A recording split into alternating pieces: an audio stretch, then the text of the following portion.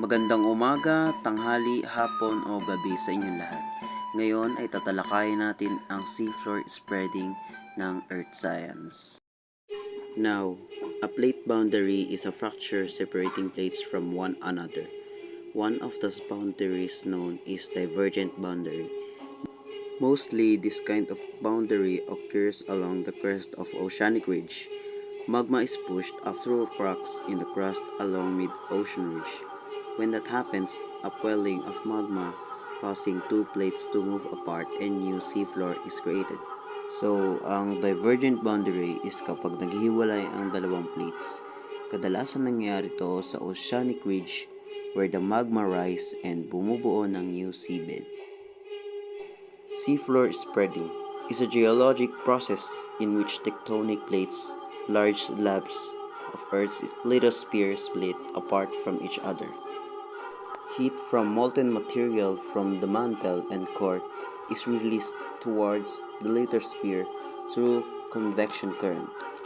The process on how the convection currents in the interior of the Earth made the seafloor spreading was explained by Harry Hess, an American geophysicist in 1960. He also mentioned that these currents ensure that the materials formed in the lithosphere are recycled back into the mantle. He called this recycling process as seafloor spreading, wherein the mid-oceanic ridges are formed, spread sideways to form seafloor, and disappear into the ocean trenches. Now, ang seafloor spreading ay process kung saan ang tectonic plates ay nagkakahiwalay dahil sa init mula sa mantle at core. Ayon kay Harry Hess, ang convection currents daw ang nagpapalakas nito at nagsisigurado na ang materyales sa lithosphere ay nagre-recycle pabalik sa mantle. Binubuo nito ang mga mid-oceanic ridges at bagong seafloor, habang ang lumang seafloor ay lumulubog sa mga ocean trenches. Rising of the molten materials made the seafloor spread sideways. Then, through this motion, the seafloor above it will be pulled. Mid-ocean ridge, which is also known as a break or an opening, will be created that will serve as the outlet for the molten materials to go out. Formation of new oceanic crust occur from the outpouring of the molten materials, and as the process continues, building of oceanic ridges or underwater mountain ranges, which are composed of volcanic rocks, followed. Ang pag-angat ng matutunaw na materials ay nagpapalawak ng seafloor at bumubuo ng mid-ocean ridge.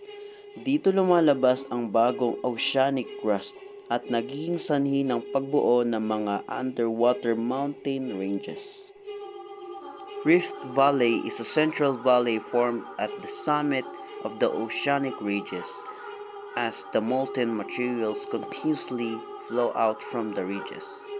The molten materials push the seafloor away from the ridges and towards the trenches. When you say trenches, there are depressions on the ocean floor. Molten materials started to cool and become denser after being brought near to the trenches. Then these materials will sink back down into the earth where it is heated and melted again. Kagaya ng nabanggit ko kanina, katulad ng sinabi ni Harry Hess, ay babalik ito kung saan ito nanggaling, which is sa mantle. Ngayon ay tapos na nating pag-aralan ang seafloor spreading at sana may naintindihan ka at salamat sa panonood.